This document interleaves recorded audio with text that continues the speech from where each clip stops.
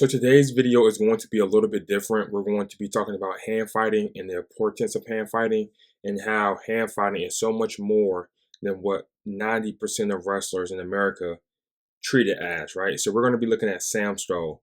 And the first couple minutes will just be laying the groundwork. He has two main attacks that he really loved doing. This Russian tie snap with the key lock grip. He was really good at that, as well as from a body lock position. He liked bumping the hips, doing like an over under snap from the body lock position. So I'm just going to be showing several clips of him doing both of those techniques to show proof that this is a position that he truly attacks from, right? He doesn't get a Russian tie and just stall there. He doesn't get an over under just to push the guy around. Like he really tries to look for these positions in order to score. The reason I'm doing this is because people look at guys wrestling this way, especially upper wrestlers, and think they aren't really doing anything. Completely false. Most of you guys are the guys who do nothing when you wrestle, right? And this is really getting to a point where it's hard to watch, to where you're hand fighting just for the sake of hand fighting, or you only can hand fight to try to set up a leg attack.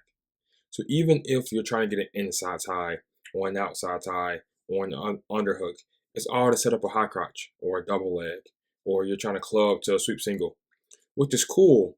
But I find it very disturbing that we call other types of wrestling like one dimensional when the only way you can score consistently is via a leg attack. And it's typically a traditional heel toe knee type of leg attack. But yet, for some odd reason, that isn't considered one dimensional.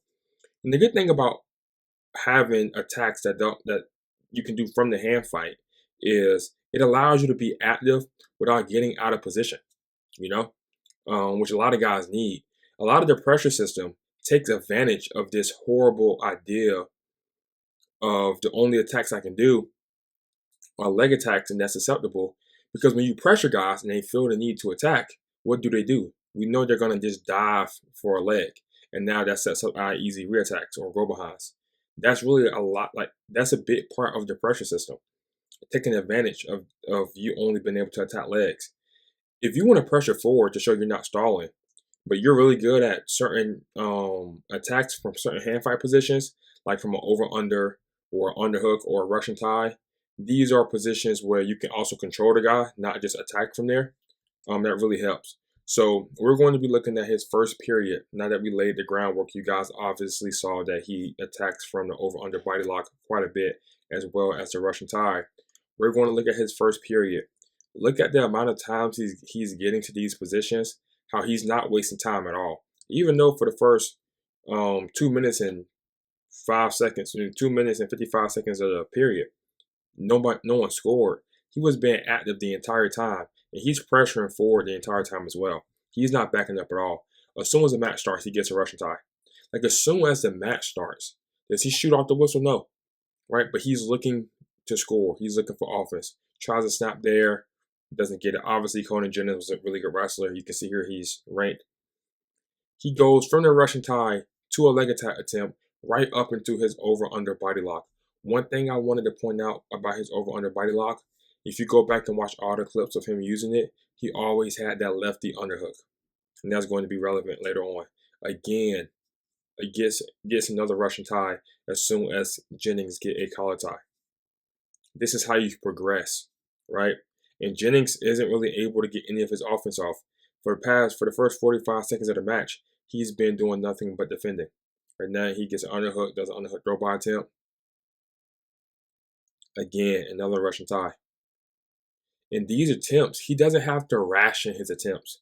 The thing about only being good at leg attacks are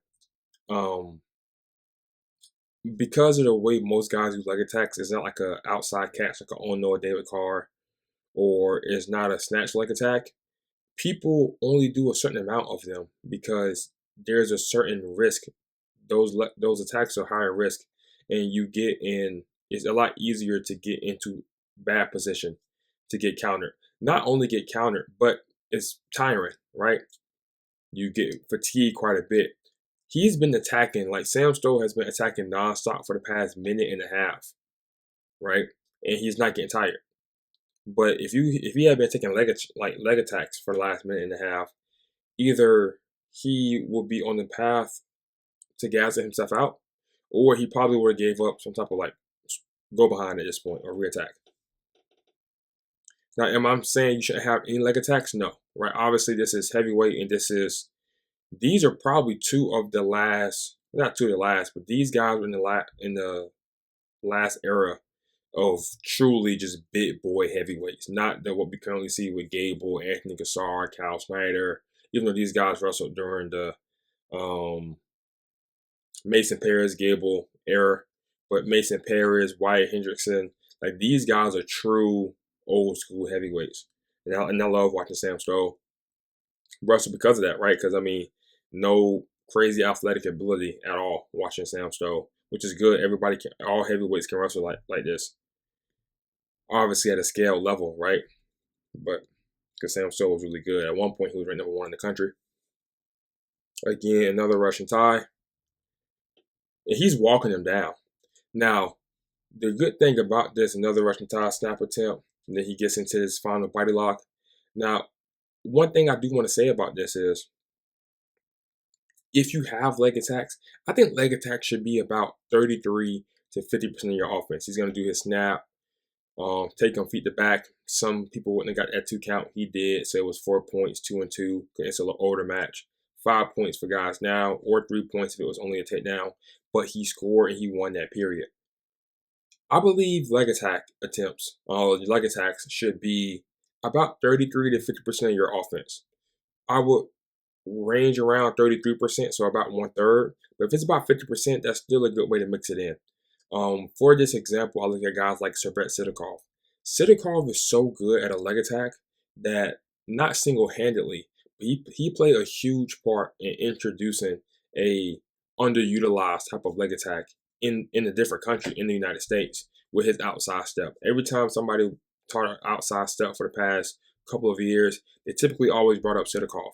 Despite being really, really good at the outside step, he still had 2 tie-up attacks from the hand fight that he was really, really good at in his underhook throw by and his slide by, right? Extremely good at. And he did it at like on the highest stage against world champions, Olympic champions, right? So not just guys that he was way better than, that he was going to beat 10 times out of 10 no matter how the match went.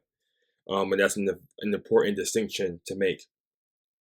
So even though he had a really, really good outside step, he didn't just focus on leg attacks, right? He could also hit a slide by or underhook throw by, and those were really good attacks for him. That's a good guy to look at as far as an example of this. Also, it's not just leg attacks and like leg attacks or tie-up attacks. Obviously, it's both. But even within leg attacks, you have different type of leg attacks.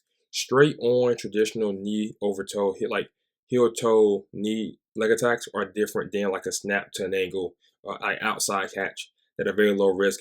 Even though those will drain your gas tank, possibly drain your gas tank because you're exploding and using a lot of speed. It's almost like a 1 rep max when you have a real attempt, but at least they're very low risk. So when you're hand fighting, if you can attack from the hand fight, it will make you a better hand fighter. I've seen videos about like people trying to almost turn hand fighting into like a science or a philosophy.